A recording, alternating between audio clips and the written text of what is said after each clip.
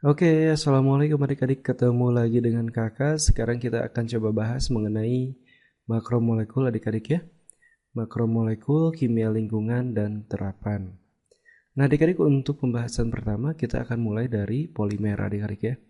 Nah adik-adik, jika kita dengar polimer ya, polimer sendiri adalah gabungan dari unit-unit kecil molekul yang membentuk senyawa yang sangat besar adik-adik. Nah, polimer sendiri ini disusun dari ribuan, bahkan jutaan monomer, sehingga bisa disebut juga dengan senyawa makromolekul. Nah, adik-adik, untuk molekulnya sendiri atau polimernya sendiri, ini dibentuk dari reaksi pembentukan polimerisasi adik-adik ya. Nah, reaksi pembentukan polimer sendiri ini ada dua macam ya jenisnya. Yang pertama, pembentukan polimer secara reaksi adisi atau disebut polimerisasi adisi, dan satu lagi disebut polimerisasi kondensasi adik-adik ya. Nah, kita bahas satu-satu untuk polimerisasi adisi. Nah, untuk adisi ini adik-adik adalah pembentukan polimer ya dari satu monomer diikat menjadi dengan monomer yang lain berdasarkan reaksi adisi. Ya, tentu saja dengan bantuan katalisator. Contohnya pembentukan polietilen adik-adik. Kita punya monomer, ya CH2 ikatan rangkap CH2, kemudian ditambah lagi monomer, nanti dibantu oleh katalis. Nanti adik-adik, monomer antar monomer ini bereaksi menggunakan reaksi adisi dengan bantuan katalis, nanti akan membentuk dimer. Ya. Jadi dimer itu dua monomer ya. Jadi monomer 1 bereaksi dengan monomer 2 dihasilkan dimer. Nah, reaksi polimerisasi terus berlangsung seperti itu ya, sampai terbentuk N-nya itu jutaan atau bahkan ribuan adik-adik. Ya. Nanti setelah ribuan atau jutaan maka akan menjadi makromolekul ya yang bisa kita lihat seperti misalkan pipa paralon ya atau PVC. Nah, itu sudah dalam bentuk makromolekulnya adik-adik ya atau polimernya. Kemudian adik-adik ada yang namanya pembentukan polimer berdasarkan reaksi kondensasi. Nah, kondensasi ini adalah reaksi pembentukan polimer di mana monomer-monomer yang memiliki gugus fungsi pada kedua ujung rantainya ini berikatan dengan melepas molekul kecil seperti air dan metanol. Nah, kita lihat asam amino contohnya. Protein ini adalah makromolekul, dibentuk dari monomer-monomer dari ribuan bahkan jutaan asam amino. Nah, jadi yang pertama kali bereaksi adalah asam amino dengan asam amino. Nah, kita lihat adik-adik ini ya, bereaksi ya. Kemudian bersatu dengan ini, bereaksi. Kemudian nanti ini akan bergabung adik-adik. Ya, jadi kita lihat nanti ininya hilang jadi H2O ya, jadi ini. Kemudian C ini akan berikatan dengan N ini adik-adik. Nah, seperti itu. Nah, ini namanya reaksi polimerisasi kondensasi adik-adik.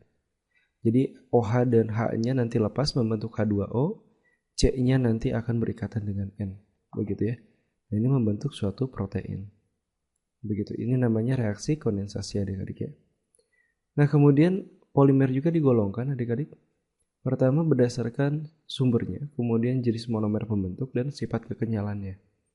Berdasarkan sumbernya, ini dibedakan atas polimer alam dan sintetik atau buatan. Untuk polimer alam kita bisa tahu dari protein, ya, selulosa, amilum dan lain-lain. Dan sintetik itu ada plastik adik-adik. Ya, yang sering kita gunakan itu polimer, polietilen, kemudian teflon, ya, sebagai pelapis penggorengan juga itu merupakan polimer. PVC, polyvinyl klorida itu merupakan polimer juga yang kita gunakan untuk saluran air. Nah, kemudian untuk berdasarkan jenis monomer pembentuknya, ini ada dua. Yang pertama homopolimer. Jadi jika polimer hasil reaksi monomernya sejenis ya. Jadi monomer A, monomer A, monomer A, jadi sejenis semua monomernya. Yang kedua copolimer. Yaitu hasil reaksi monomer-monomernya yang lebih dari sejenis. AB, AB, AB, jadi tidak sejenis. Jika sejenis monomernya, Jika makromolekul itu dibentuk dari monomer-monomer yang sejenis, maka homopolimer. Jika dibentuk dari lebih dari satu jenis, maka disebut kopolimer. Kemudian berdasarkan sifat kekenyalannya, adik-adik bisa dibedakan menjadi termoplastik. Kenyal, ya, apabila dipanaskan dapat dibentuk menurut kehendak kita. Jadi jika adik-adik misalkan pernah lihat PVC ya atau paralon, ya, nah itu bisa dibentuk ketika kita panaskan, bisa dibentuk sesuai keinginan kita. Yang satu lagi termosetting adik-adik. Jadi pada mulanya kenal, tetapi ketika dipanaskan ya, tapi setelah didinginkan itu tidak bisa dilunakan lagi dan tidak bisa diubah menjadi bentuk yang lain. Jadi ingat, ada berdasarkan polimer termoplastik dan termosetting. Termoplastik itu bisa dipanaskan dan dibentuk. Kalau termosetting mulanya kenyal ketika dipanaskan, tapi setelah dingin tidak bisa dilunakan lagi. Ya. Nah, adik-adik, untuk plastik polipropilen atau PP ya, itu dibuat dengan polimerisasi adisi. Contohnya untuk botol plastik, karung plastik, tali plastik. Nah, itu bahan dasarnya adalah atau polimernya adalah polipropilen ya.